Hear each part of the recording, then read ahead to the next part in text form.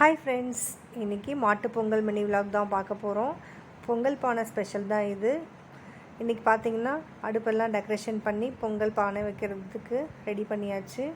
அடுப்பெல்லாம் நல்லா சாணம் போட்டு மொழுகிட்டு கோலம் போட்டு எல்லாம் ரெடி பண்ணி வச்சாச்சு. மஞ்சள் புள்ளையார் பிடிக்கலாம் அப்படின்னு சொல்லி அம்மியில் அரைச்சி மஞ்சள் புள்ளையார் பிடிச்சி வச்சாச்சு.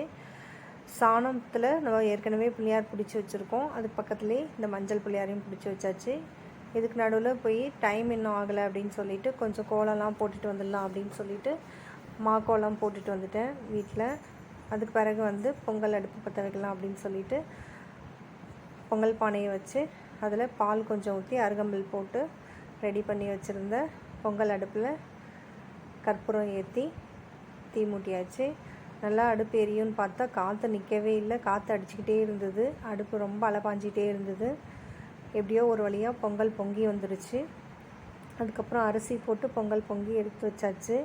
பூசணி இலையில் வச்சு படைப்போம் வெளியில் சாமிக்கு. அங்கே பொங்கல் பானைக்கு பக்கத்தில் பூசணி இலையில் வச்சு எல்லாத்தையும் ரெடி பண்ணி வச்சுருக்க அந்த காய்கறிகள்லாம், நாட்டு காய்கறிகள்லாம் இருக்குது இல்லைங்களா, சக்கரவள்ளி கிழங்கு, முருங்கைக்கீரை பொரியல், பூசணிக்காய் பொரியல், அவரைக்காய் பொரியல், இதெல்லாம் அந்த பூசணி இலையில் எடுத்து வச்சு படைச்சிடணும். இதை படைச்சதை கொண்டு போய் மாட்டுக்கு கொடுப்பாங்க.